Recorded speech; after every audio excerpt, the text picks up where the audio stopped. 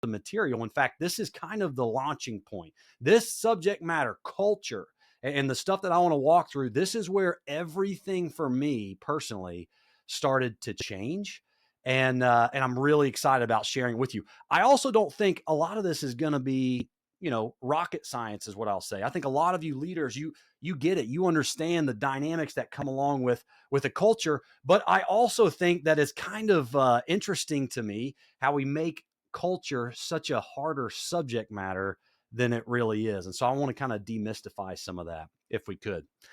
So thank you all for taking the time. Here's where we're going to go. So we're going to jump right into what I call melting the ice, what that looks like. And honestly, it's a perspective. To me, the right perspective launches everything when it comes into building the very best culture. And then secondly, we're going to talk about becoming a student of people. And the one thing I want to make sure that you know right off the bat is that I've got some deliverables coming your way. So the purpose of today, take notes as we go and all of that, and have those moments and have those questions written out for the end for sure. But I've got a deliverable that I've put a lot of this information and some of you readers that you can go back through and study, and even some of the resources that I'm going to touch on. All right. And that PDF, by the way, you'll have a lot of fun with that. It's only about a 7-pager, but you'll have, at least it'll be something to go back and reference and kind of be something I think that all of you will enjoy in the future. All right. So melt the ice, right? What in the world is that really all about?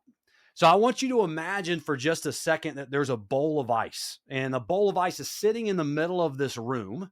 And the bowl of ice, by the way, the room is freezing temperature, right? Let's call it 27 degrees. And when the bowl of ice is 27 degrees, you know that the ice is going to remain frozen, don't you?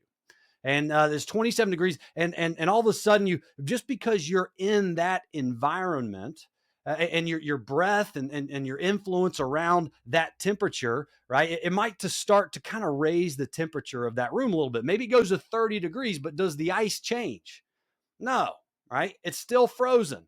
And so you've been influencing you just by your presence there, and all of a sudden it slowly still starts to climb. And at 32 degrees, right, it's still frozen. And so by most accounts, this is what happens with people's environments and culture is they work on it really, really hard. They try to influence their environment.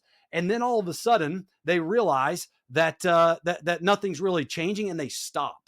They think, well, I'm not really doing enough, or I'm getting it wrong. I've not seen enough results. And the problem is just like a bowl of ice that's in a freezing temperature room, when you walk into it, it takes time to change enough to where things begin to actually shift. And so now all of a sudden you've been in there long enough, your breath, your involvement, maybe your hands, you kind of go around there and kind of cup that bowl of ice. Now all of a sudden it's 32.5 degrees.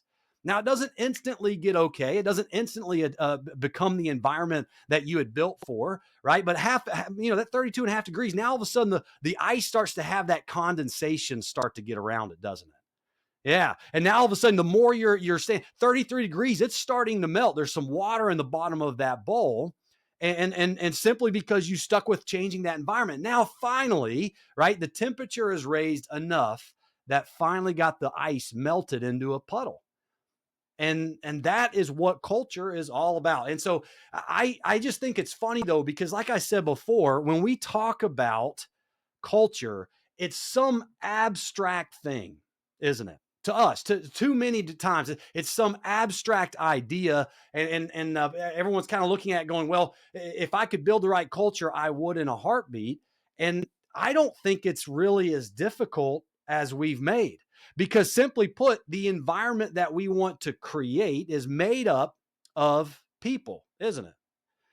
It's not any more complicated than that. Our people are what make up our culture. And if we want to shift our environment, we have to understand exactly what we've got when it comes to our people. So we're going to move on to what that looks like, becoming a student of people. Now, as I walk through a couple of these elements, this is the main thing. If you don't get anything else from our time today, I want you to, if you're taking notes, I want you to write this down. I want you to harness this. This next phrase, this is the essence of what I believe is in the Great Clip system. You are not in the haircut business serving people. Okay. You are in the people business. You just so happen to give haircuts, right? You just so happen to cut people's hair. Now, you are in the people business. Everything else supports that. And that is a mindset shift and a perspective shift, because so often we think about the products and the services and the system, and all those things are right and good. But the thing that made me fall in love with this system and this team is because of the people that make it up, right? The 40,000 plus stylists, the 4,500 different salon teams, the corporate team, but then also the number of people that walk into your salon, right? You are a people business. You just so happen to serve them haircuts, right? And so when you have that right perspective in, if there's, you can start off 2024 with a great vision. And I applaud that. And I want that to happen as well. But there's a reason that I didn't throw out there, hey, we're going into 2024. And if anyone wants to jump on a webinar and let's together, let's start it off with the best vision building day ever. The problem is if your culture's not right, and you don't really know how to bring your culture and your people onto the same page, going down the same path, does your vision really matter? I would submit that it does not. All right. And I say that because I've done that too many times the wrong way, where I was focusing on the wrong things. I just thought if the system was the best, I thought if the product was the best, that everything else kind of falls in line. And the older I get, I've come to realize that that's just not how it works. So let's dive into this, okay? If anyone has gone through any of the personality tests, I know there's the DISC assessment. A lot of that is tied into this. I want to simplify, though, all of that. Oh, gosh, now I'm going to forget there's like a 10 option quiz that you go in there and take. My wife, Mackenzie, she's all about that.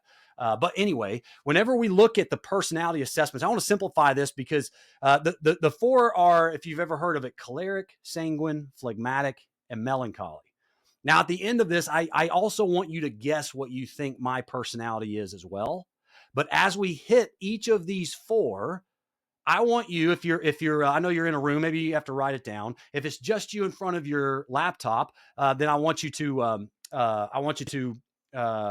get in the chat window when we're talking about one of these specific personalities. I want you to write in there just the first name of somebody off of your team that comes to mind as we're going through it. Okay, but let's dive into one of these first. So the first one is a powerful choleric. All right. Now the animal tied to that though is a lion. So think about this. Now, as we're thinking about the choleric, they're always that kind of natural leader. Maybe I bet that the majority of you that are on this webinar, I bet if I just were to totally randomly guess, I bet 40% plus of you are lions. You're just naturally the visionary. You're persistent. You're strong-willed. You also are very decisive. So you're the one that's, hey, if we've got a battlefield, let's go. Right? Everyone kind of falls in line with you. Those are your strengths. But a lion's got some weaknesses as well.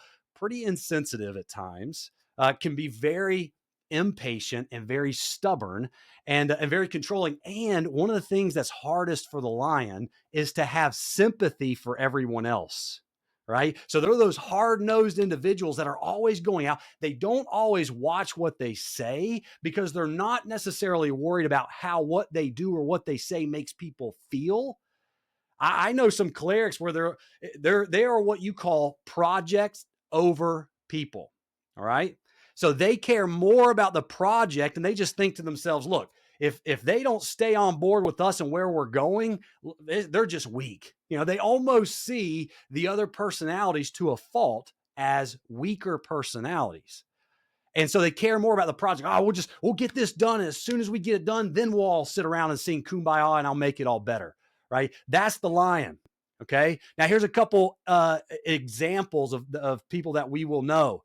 Okay, think back to the 2020 election. Do you remember when Trump and Biden were on that election stage and it was chaos? They were just yelling at each other.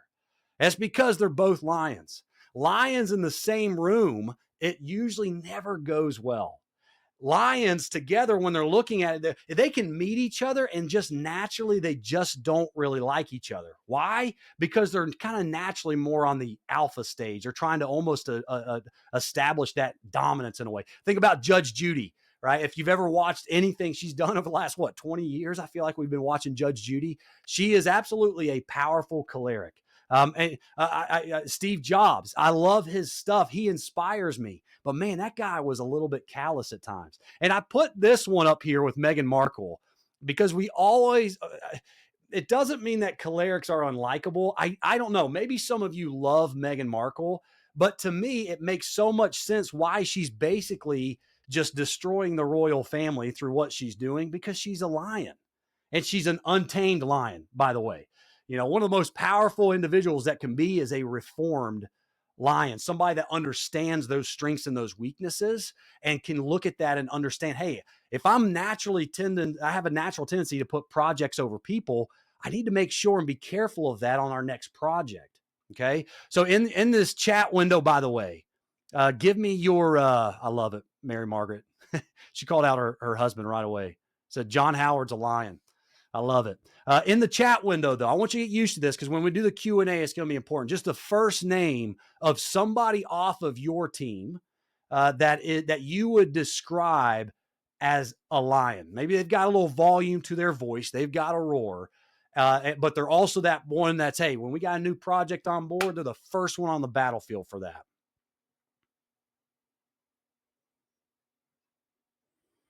All right, I'm going to watch it, okay? All right. Yes. Yeah, up on the top, there should be that chat window. And you can just click on that and enter that one in. Wonderful. Okay. I have a question. Yeah. I'm trying to type it in. I'm on my phone. Yeah. So for the chat box, it shows me under the bottom. When I click chat and I start typing a name, it says I have to have someone in that chat, but I can't add anyone. Someone in the chat. That's a great. All right, let me see. I'm afraid if I do unmute, it'll do notifications. I might have to mess with that in the future then. I love it. All right, I will get back with you. So if you can't see it and it won't go in there, then I'll have to go in there and see how to change that for our next ones, okay? All right, we're going to keep the train going, though, okay? All right, so that's our lion. I love it, too. I see a couple names popping through there. The second one is an otter, okay? The playful sanguine. And what is so funny about the sanguine is that sanguine is they're outgoing, they're responsive, enthusiastic, they're compassionate. They're just more naturally likable. They're the ones they're okay being the center of attention. I always can spot a sanguine from across the room by what they wear. Now, this is kind of borderline though, so give me a little grace as I walk through this, because no one is only one of these four things. You can't just put someone in a box and say, well, they're only a lion. No, there's a primary attribute and then a secondary attribute, and I'll tell you what mine are here in a little while. But even an otter, right? They might be a little bit of an otter, but they're rarely ever an otter and a lion, kind of primarily and secondarily, because it's so funny. Otters and cholerics, they really don't get along. So an otter, it's that person that's always going to wear brightly colored clothes every day. They probably have a lot of different colored hair as well, right? It's a different changing colored hair. It doesn't always work out this way. But to me, I can tell someone's coming. They walk into a room and they're like, baby, I'm here to party. Is everyone having fun? The more, the merrier, right? And now, so you go back to that lion, though. The lion, they wear blacks and gray colors. They don't really they don't want you to judge them based on what they're wearing. They don't want you to judge them based on what they're saying either, unless they're right in the middle of one of those projects that they're trying to get done. They want to walk into a room and no one notice. All right. An otter is different. They are there to have some fun. They're talkative, and their weaknesses are they're very impulsive. Okay, they're at times they're undisciplined. An otter, they're the ones that you're going to have to get behind and kind of keep them on task. Because just like the lion was the project over people, an otter is the opposite. Okay. They are people over projects. Okay. They want to make sure everyone's having a great time, not necessarily stay on task with where we're going as a team and what we're doing. All right. So the otters are hilarious. They are to me, they're in a league of their own. And it's fun to watch otters interact, but they're just very likable. So think about these. Will Smith, okay, until he slapped, uh, what's his name on the Grammy stage, everyone, there was no one on planet Earth that disliked Will Smith. And even that, he walked up on national television and slapped somebody, and we all have kind of forgiven him. Why? Because he's just so dang likable. All right. And you think about Jim Carrey. I mean, his attitude and the way he is as an actor. And when you hear these interviews, you can tell he's there to have fun. Elvis Presley, when he came up with those dance moves that he did years ago, it's because he was okay walking into a room with the crazy outfits and the crazy hair. And was some of it a little bit of a personality, something, almost like a character, maybe. But I think it's natural for someone like Taylor Swift, who I would also say is an otter, because when you think about her shows and what she just created, I don't know if we got any Swifties on, by the way, but when you look at what she created, all of those elements come out of saying, look, I want everyone to have fun, to wear those friendship bracelets that she has on all of her concerts. And I think Taylor Swift is a playful sanguine or an otter when it comes to that. All right. So in the chat window, okay, give me somebody off of your team. We're not going to spend too much time on this, but I'm kind of curious to see if there somebody that you have identified on your team that you would say is an otter. All right, here's our third. Now, the melancholy is funny because they're very organized. I've got a sister-in-law who we call her cruise director Katie. When we go on vacation, when the family goes somewhere, she has to have the calendar right. She has to know, and she's going to be on there. She's going to be looking on Google Maps and all of that stuff at reviews for restaurants. She's going to try to plan everything out. She wants that level of control. All right. So that can be a really big strength because they're very analytical, they're orderly, and they're very industrious. You can give them a task and they're probably going to improve upon that task. They're going to make it better, but they're also going to complete that task. They're also the ones that these individuals are hilarious in the sense of they're always saying, you're not early, or you're on time when you're early, right?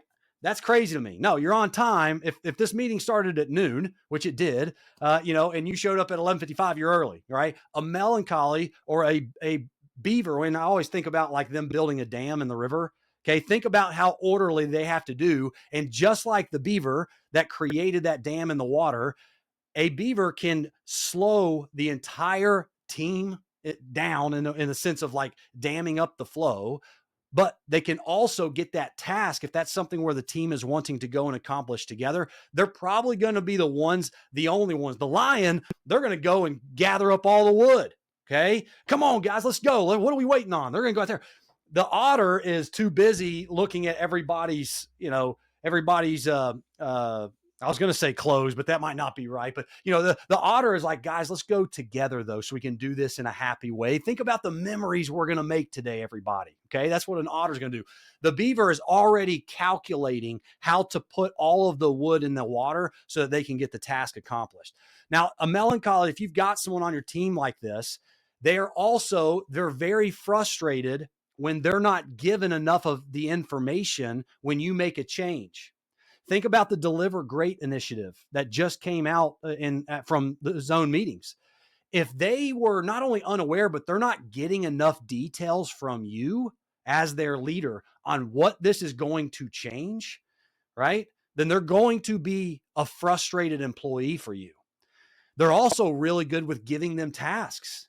If I've got a melancholy on my team, I want to give, hey, Sarah, can you think about how we're greeting our customers when they walk in, how we're getting them logged in and checked in online? Can you look at all this and help us improve?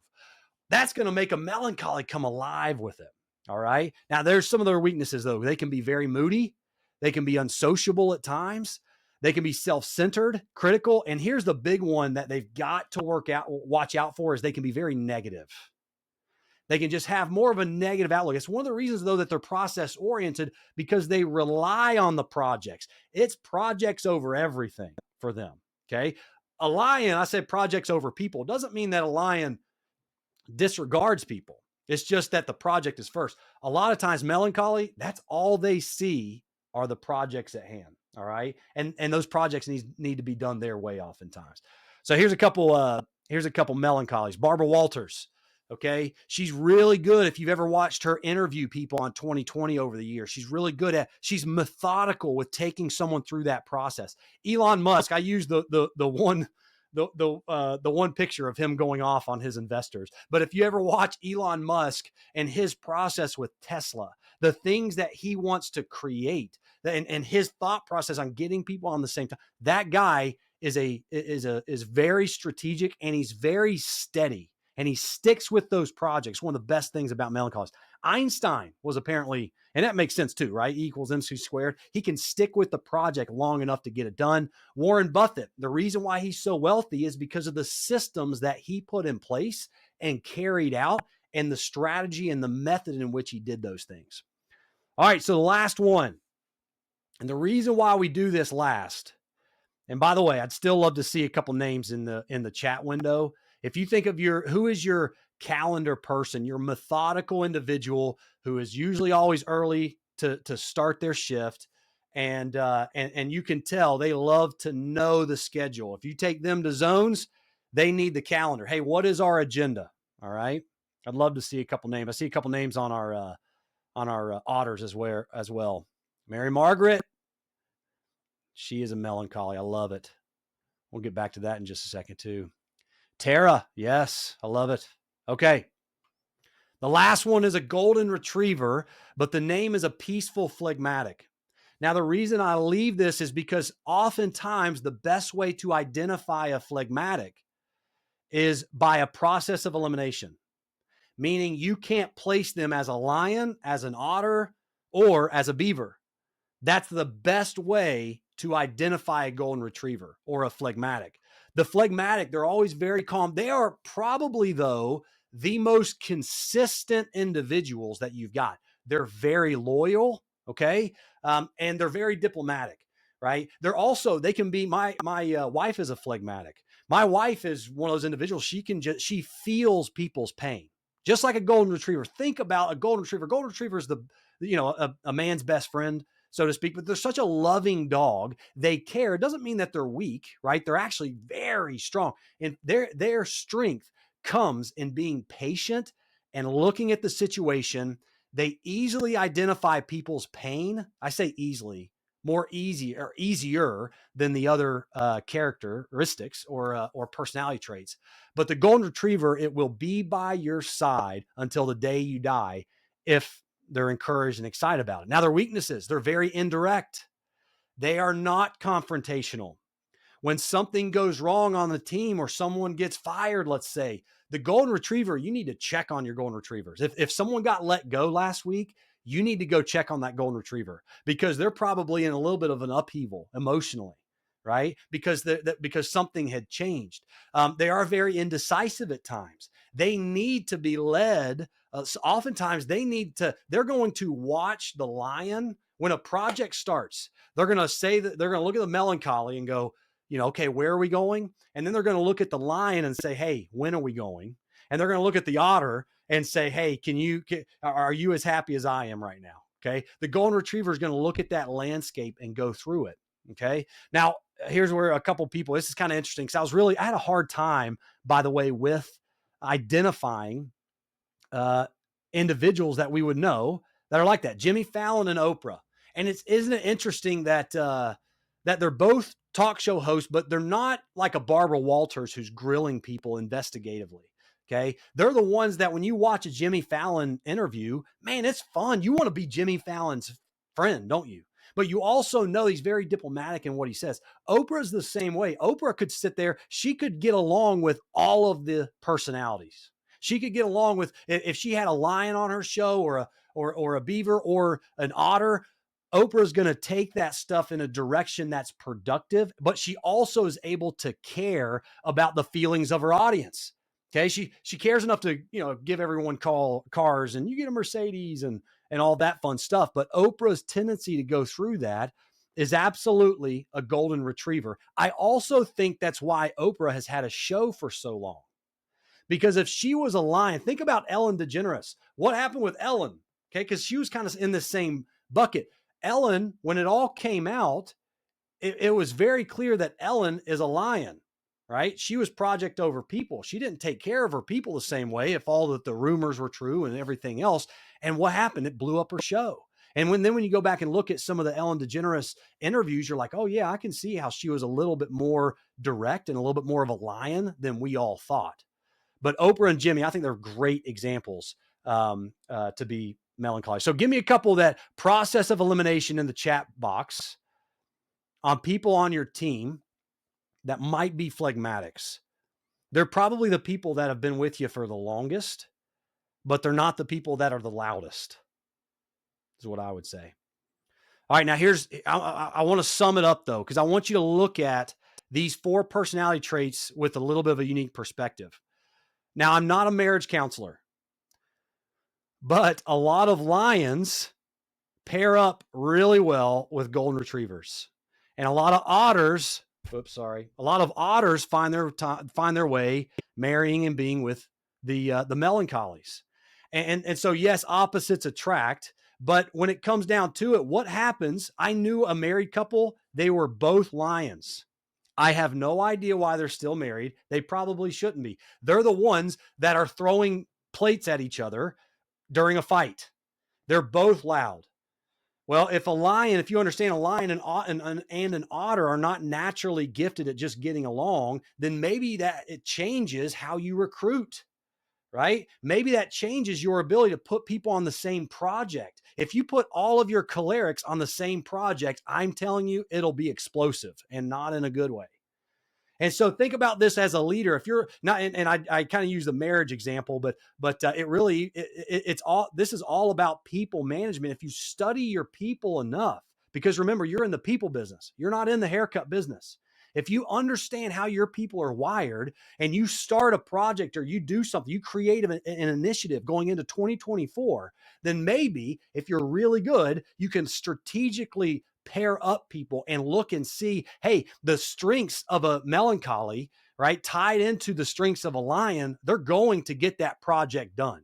But you might have to go at the end of that project and pick up a couple people's feelings, because the otters are somehow going to get their feelings hurt. Maybe that's just the way that you step in and say, hey, I know that we went really hard at this goal and we accomplished it. How are you feeling at the end of it? And otter is going to love that. Okay. One resource that I want you guys to have and utilize, this is all going to be in the PDF, by the way, it's called personalityanimal.com. It is very short. It is 10 questions long and very easy to get through. If I had a salon, this would be part of my onboarding process personally. Personalityanimal.com. And at the end, it even asks you, right? You can put in your you can put in your email, but all of that is optional. You just have to go in there, select your answer the 10 questions, and at the very bottom, hit that show me my results, and it automatically goes up. You really have got to slow down long enough and take an audit of the people that are in your organization and on your team, and then strategic. It's going to take some time. Remember, that's why we started with the melt the ice thing, right? It's going to take some time for you to influence that environment of people enough to start to see that change. And it's also going to take enough time to melt those ice cubes to be able to know your people well enough to do that. But if you're not doing this with onboarding, if you don't take an audit for yourself, if you don't go and take all of your team members and take them through this, it's so simple. It's the easiest quiz I've ever seen at 10. And so far I've seen it 100%. The only downside to it is it only gives you the dominant trait. Okay. It only gives you their first personality trait. And there's always a dominant trait and a secondary trait to that. So just keep that in mind as you go. All right. All right. Before we get to the Q&A, one of the things I really want to make sure that we do is that PDF. I'm going to send it to you. Actually, it should be on your way. It might be sitting in your inbox now. I set it up to go through at 12:30, so you've probably got that PDF. But I want to encourage you all before I let you go.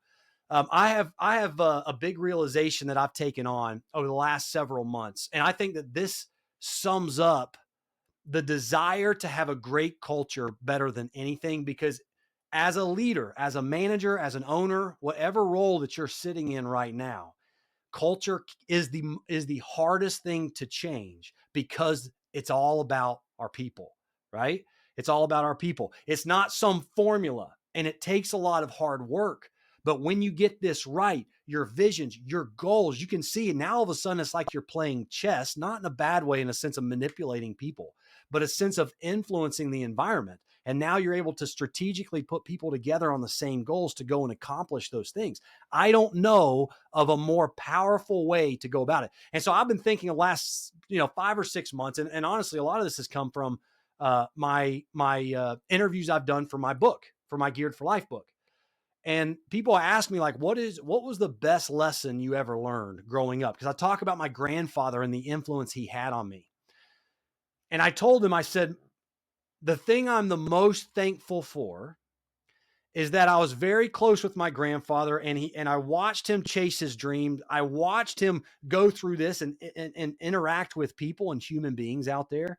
I watched him to impact people and influence people. But the thing that I'm most thankful for is I watched him go through really hard things and survive them.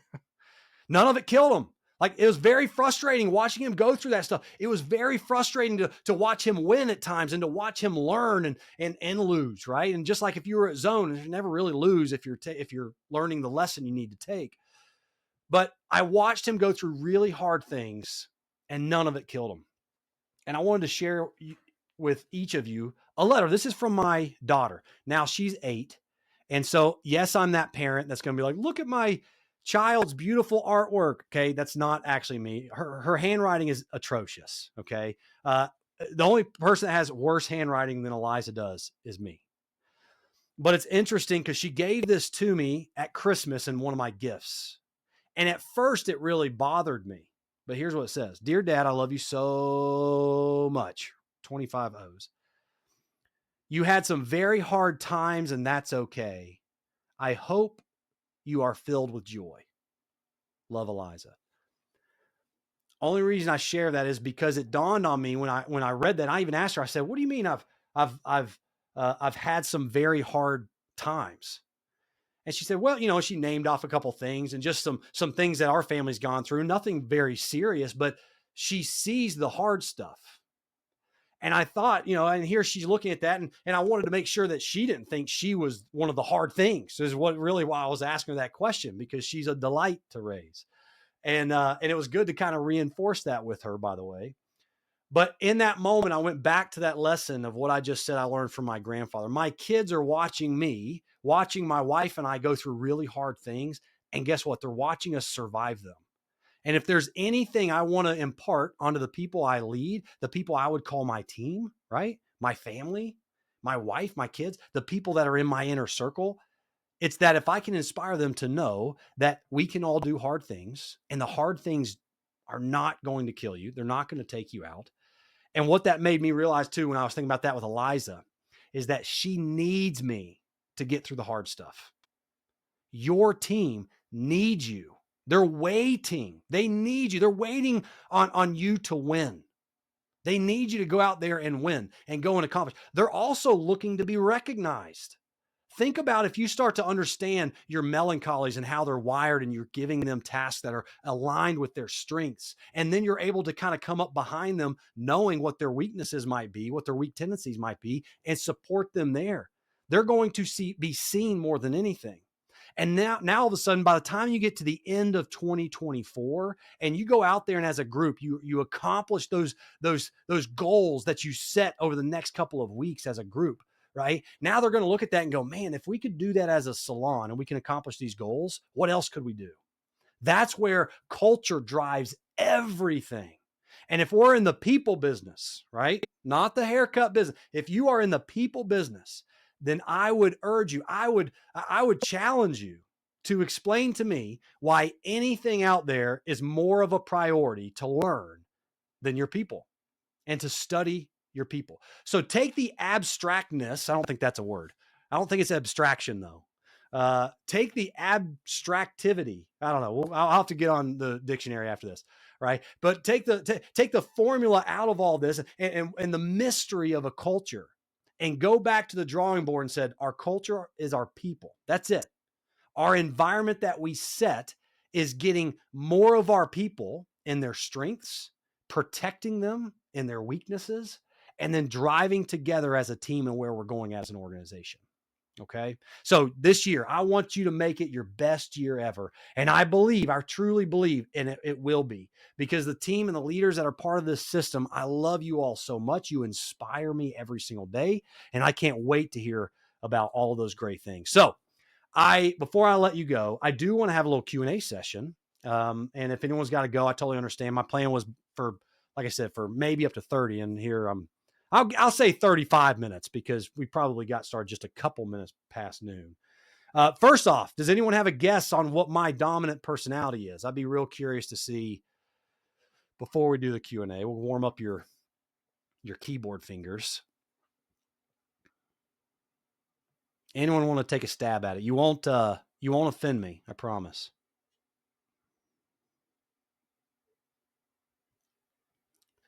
Amber guesses a melancholy. That's a good guess. Lion or a beaver? Yeah. Otter.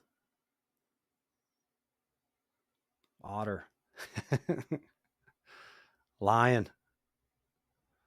I love it. I love that they're all over the map. All right.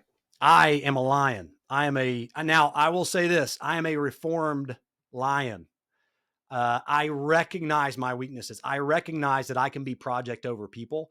My secondary trait, though, is a beaver. Like, I am a melancholy secondarily, not dominant, but I like stuff to go on order. I want to start, if I do a webinar, right, I want to make sure that we do start at 12, or at worst case, we'll do 12:02 if people are, trying to fumble getting into teams and stuff like that.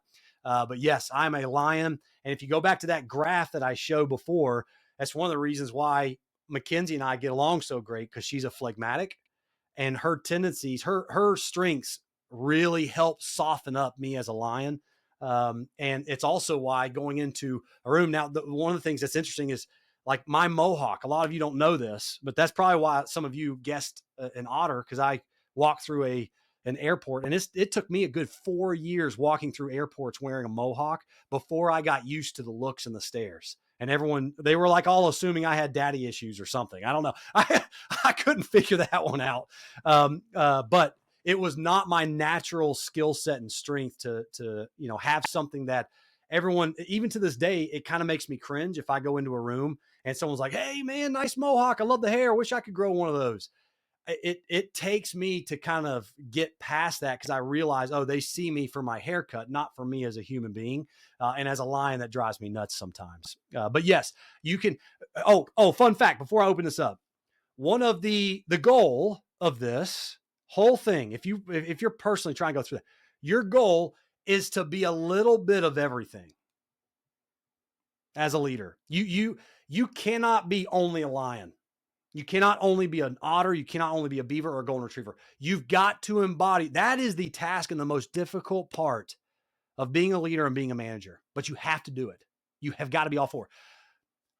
I believe that one of the individuals, they're in the Great Clip system, but they embody the four of these better than anyone else I've probably ever met in my life. And it's Rhoda Olson.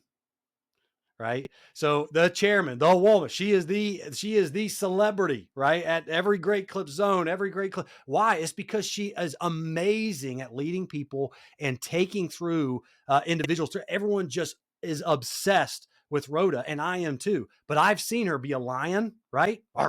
I've seen the roar. I've seen her be an otter. She was at zone. If you were at zone, she sprayed her hair green and all that stuff.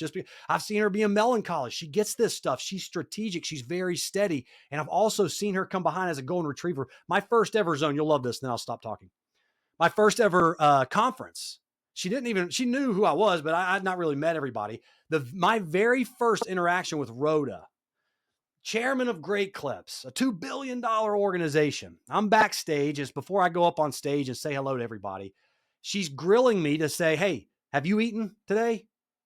And I told her, I said, no, Mrs. Olson, I've not eaten anything, but I'm going to eat after I'm on stage, butterflies and stuff. No, you need protein. Bryce, you've got to have protein, okay? You got a long day ahead of you. Let's get your energy up. Let's go and get some protein. And she basically takes me by the hand, takes me over to the food, and makes me get a plate of chicken. She didn't let me get the bread. She saw me too. I was like getting like little things on my plate because I wasn't really planning on eating it, but it's Rhoda Olson. She's like, no, you don't have enough protein.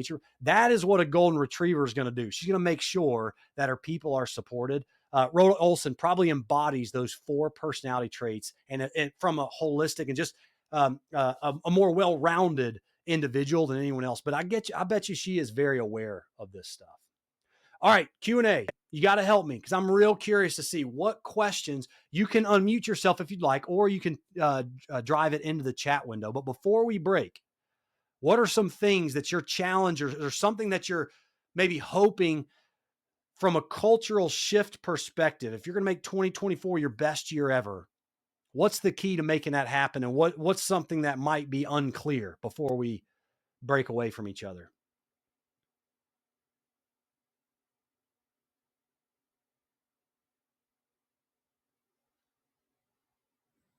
I know Jen's room full of people someone's got a question, I bet.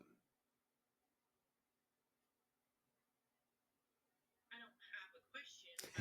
Culture change is what we have already been zoning in on.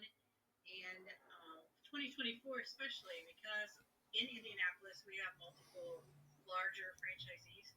So I want the Right Cut to be the franchisee of choice in working on that culture change and building that up so that everyone is seeking the Right Cut over the other franchisees. I know we're all great clips, but there's that little bit of lion competitiveness in me that says I want to be the ones. So I love this. I feel like I can pull this in as being an educator in my past with Great Clips and knowing leads and the color cues. I can kind of pull these into that too. So I loved it. Thanks, Bryce. Good. And that PDF has got all of the more details around strengths and weaknesses for each animal trait as well. And it's got all the links as well for the personalityanimal.com and stuff like that. So to absolutely utilize that for sure. Thank you. All right. Just to confirm, Manisha, love it. Just to confirm that lions should be paired with golden retrievers and otters with beavers. Are they interchangeable at all? Yes. You're going to have to play around with this because remember, it's not the danger in going down this path is that you put all of your people in boxes and then you never get them out of that box. Meaning, yes, you can have a golden retriever who's dominant at being a golden retriever. They are going to partner best with everybody. So your golden retrievers, they are usually the ones that are going to sit back and they're probably a little bit more understated, not understood, understated. They're not going to come in there and shake the walls when they walk into a room, right? But they're some of your most precious individuals because they could work with any of those 3. I think marriages, okay, this isn't marriage therapy, like I said, counseling, but I think phlegmatics need lions. And I think every phlegmatic I think, honestly, the best teams, if you were to put teams together of 4 individuals, if you could have one of each, right, that would be the perfect case scenario. It's never going to work out perfectly this way, but the case in point is you've got to let your otters be otters. And if you're a lion and your otters are driving you nuts because it's like, man, I got to remind you 5 times today to do this. Why are you talking in the back? Like we've got customers waiting out front. You have got to realize your otters, they probably didn't even see the customers because they were sitting there talking about the New Year's Eve party with their friend in the break room. They just didn't see it because they're so people oriented. As a lion, that's going to frustrate you. But if you recognize that, you can be a little bit more patient. You're just going to have to stay on your otters more to be able to keep them on task. Doesn't mean they're not task oriented, but like I said, they're probably the ones that's going to lighten the mood better than anyone. Your lions are rarely going to lighten the mood. Okay. The only time I lighten a mood in a room is if I make a funny joke, and it's very situational. I cannot be joke ready. But that's going to be very situational with that. So yeah, move this stuff around. You're going to get it wrong. But if there's just beef going on in your salon and you're like, I don't even know what the problem is, stop long enough to say, could this just be the way these individuals, these two individuals are wired, that they just aren't getting along right now? Separate them out. Talk to the lion. They're probably frustrated what the otter was doing or not doing. And the otter's kind of like, man, what's the lion's problem? Like, they're taking everything so serious. My gosh, like, we're here to have fun. You see, and now all of a sudden you're able to see really what the beef is about. It's just simply that their personalities don't always clash, or they do clash, but they don't always work. And being able to separate those out and then utilize it more effectively, that's what a leader does. Leadership is influence. Nothing more, nothing less. That's John Maxwell, by the way. That's not Bryceism. I don't think there's anything that I've probably come up with by myself in my life. Leadership is influence. Nothing more, nothing less.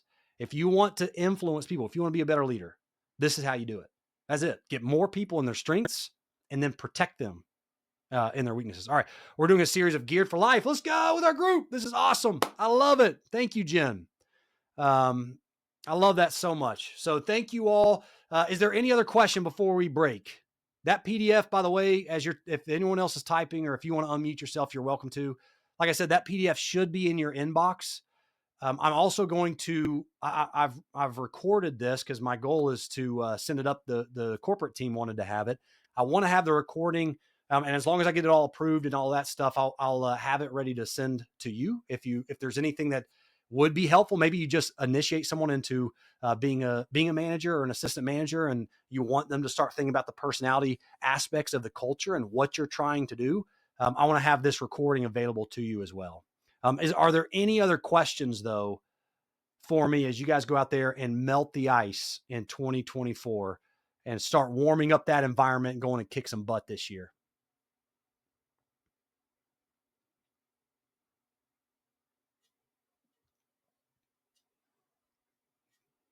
Going once, going twice. Okay, lastly, I want to do this again. If you want to do it. Now, this is part of the survey I'll send out at some point. But I know it's hard to create a sense of urgency. I know it's hard when you think about, like, how do okay, now we've got everybody on the same page, but now how do we get after this? Because between now and the next couple of weeks, I know that those visions and those goals are going to be fresh. And then by February, you're going to be frustrated because you're like, oh man, the magic and the energy wore off.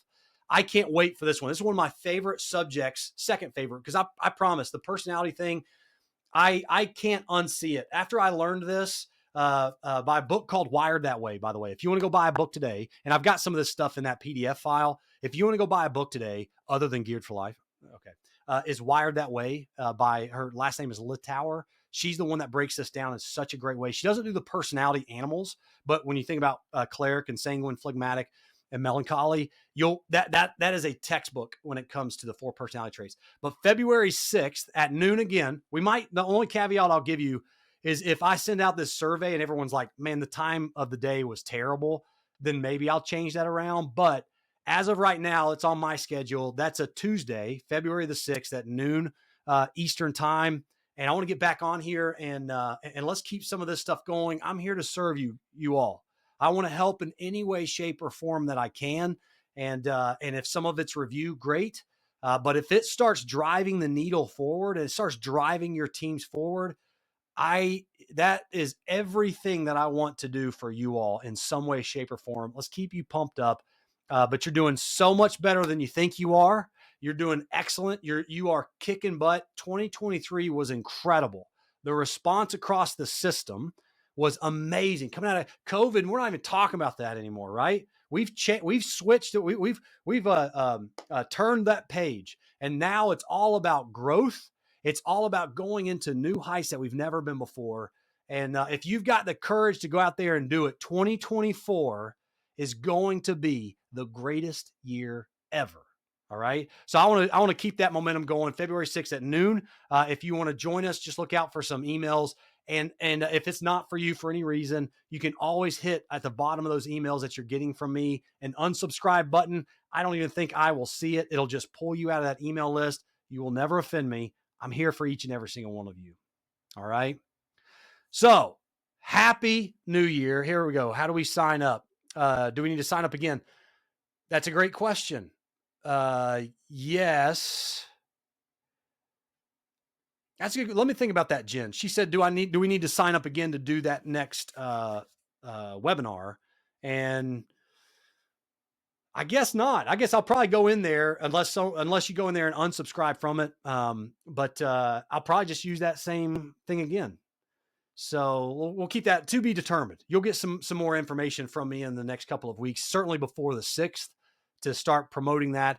Feel free to send those emails to anyone that you like. If I'm missing someone, I've started with the team video list, right? So all of you requested some sort of team video for me, and I'm humbled every time one of you requests me to get on with your team and do a video just to encourage everyone, give you guys some shout outs.